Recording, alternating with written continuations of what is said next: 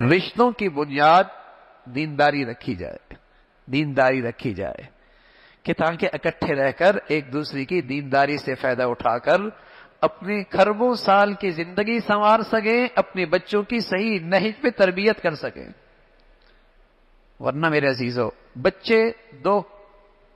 دو کشتیوں کا شکار ہو جاتے ہیں، ادھر چلے ادھر چلے، اس کی مانے اس کی بانے، اور جب دینداری نہیں ہوتی وقت گزرنے کے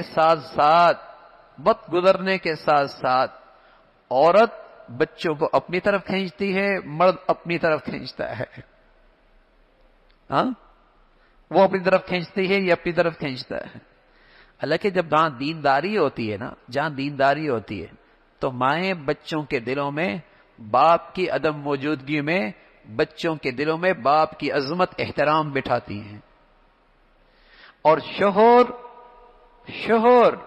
بچوں کی موجودگی میں ان کی ماں سے ایسا معاملہ کرتا ہے جس سے بچوں کے دل میں ماں کا احترام اور بڑھ جاتا ہے،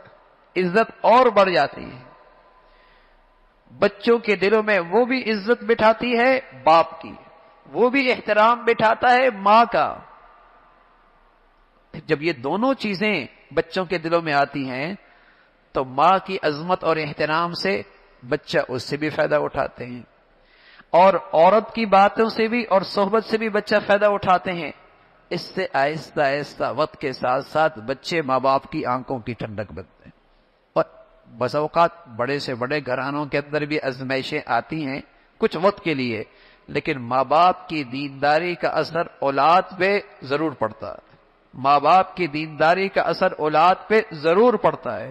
اور ایک نہ ایک دن یہ اولاد ماں باپ کے لیے آنکھوں کی ٹھنڈک اور صدقہ جاریہ بن جایا کرتی ہے۔ تو اللہ رب العزت بھائی ہمیں اپنی نبی کی زندگی دیکھنے کی توفیق نصیب فرما دے، عمل کی توفیق نصیب فرمائے۔